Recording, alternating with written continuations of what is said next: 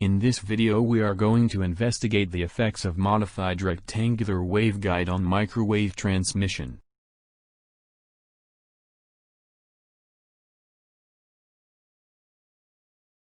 The top and bottom part of the rectangular waveguide has been removed. The receiver gets microwave intensity over the scale.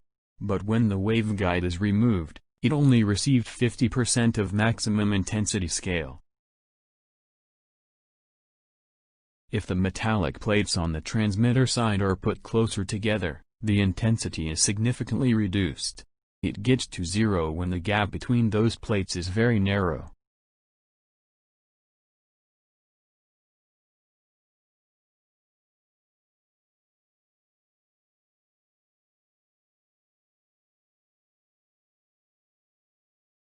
Now both transmitter and receiver have been rotated to horizontal orientation, and the plates are installed parallelly on the left and right side. The receiver shows maximum reading scale.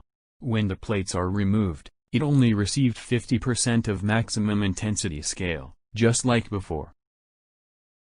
If the metallic plates on the transmitter side are put closer together to minimum gap, the receiver still get 50% of maximum intensity scale, as if those plates were not there.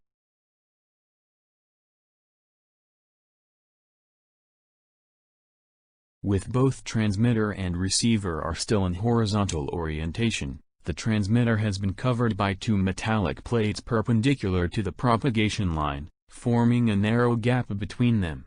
The distance between transmitter and receiver is adjusted to get 20% of maximum range. The long plates acting as waveguide can amplify the signal received by transmitter up to 60% of maximum range.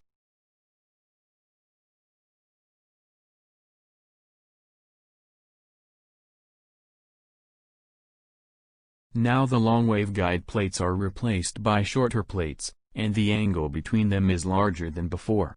Almost no signal can get to receiver. When the angle is increased, the signal is reduced even further down to zero.